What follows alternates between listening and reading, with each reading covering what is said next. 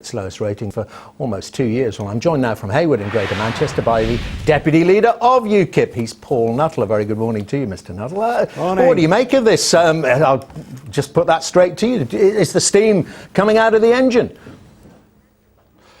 I don't think it is. I think if you look at the opinion polls across the board, for example, on Friday there was an opinion poll by TNS which has us on 19%, another on 16, another on 15. The opinion poll, I think, which really matters is the one that you guys show on Sky on a regular basis, which is the poll of polls, which is the average, and we're still polling around 15%. And I must say to you, Dermot, that if I was offered that we would be polling 15% 25 days before the general election, the day after the European elections last year, I would have bitten your hand off. But equally, this is a first past the post election. What really matters here is how we're polling in our target seats, okay, but not generally right across the country. But Mr Nuttall, it's always the trend, isn't it? And a little bit downwards. Are you altering your ambitions then in terms of the number of seats you hope to take?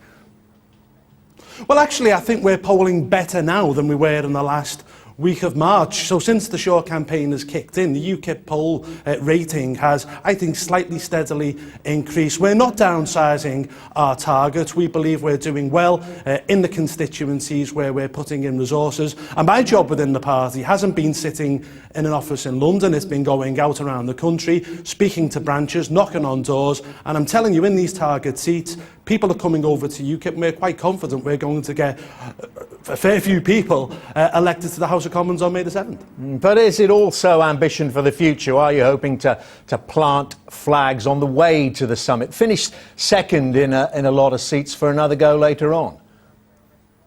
Yeah, I mean, I'm not going to deny that.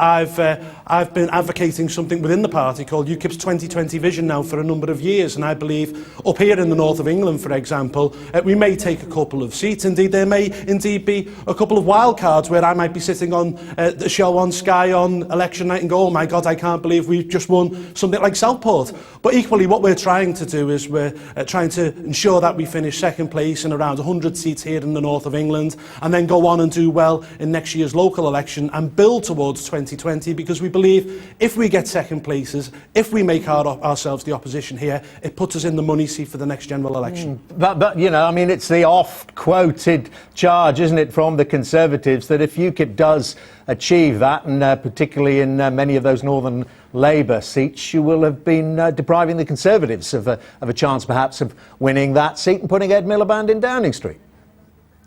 But you know what? The Conservatives, from what I've found, are pretty much dead from Birmingham upwards, particularly somewhere like here in Hayward and Middleton. If people go out and vote Conservative in a seat like this, they're going to end up with a Labour MP. There's only one challenger here. And look, we've been growing up here in the north of England for a number of years now. In by-election after by-election, we're proving ourselves to be the only opposition to Labour, whether that's in Barnsley, Rotherham, Hayward and Middleton, which we lost by just 617 votes back in October. In Wythenshawe, we're finishing second everywhere. And in fact, we're proving ourselves to be the opposition, and we've got the Labour Party on the run. Now, manifesto's coming out later this week. Obviously, you're not going to tell us fully what's in it, but just give us a clue. Can you tell us anything above and beyond what we don't already know about UKIP? Anything eye-catching? Well, look, my own national executive would literally pull my arms off, I suspect, if I give you any sort of idea what is going to be in the manifesto on Wednesday. The one thing we will say is, of course, we will be the party that will reduce immigration significantly. We will be the party that will advocate withdrawal from the European Union. We'll be the party that want to slash the foreign aid budget by 80% to ensure that we save £10 billion, which can be reinvested in our NHS. We're the party that will say that the NHS must remain free at the point of delivery and indeed funded solely from taxation.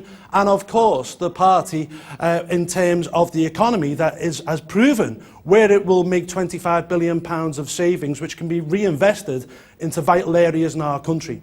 All right, well, that's what we already know. We'll look for something else in that manifesto, Mr Nuttall. Last question then about the leader, Nigel Farage. Now, he said if he doesn't get into Westminster, he'll stand down as leader. Is that something then that you would contest?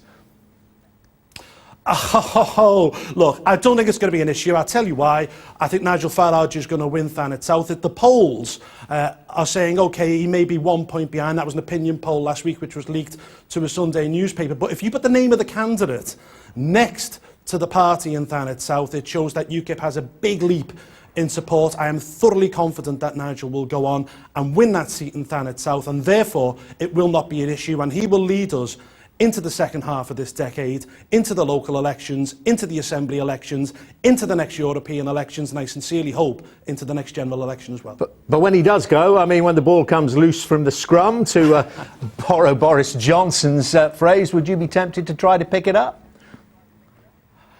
Well, do you know, it depends on when it is, how far in the future. I mean, I've been Nigel's deputy now for 5 years. I was the chairman of the party 2 years before that, and I've made it perfectly clear. Well, there we go. Paul Nuttall there, just coming to the end of that interview. Oh, we'll just get the last words from Mr. Nuttall. You were making it perfectly clear what. But I don't envisage that this election will happen, because I'm sure Nigel Farage will go on and win that seat in Thanet South. Just as well you got to finish that sentence. I might have finished it a different way. Mr. Nuttall, thank you very much indeed. Very good to talk. Thank you. Paul Nuttall, Deputy Leader of UKIP there.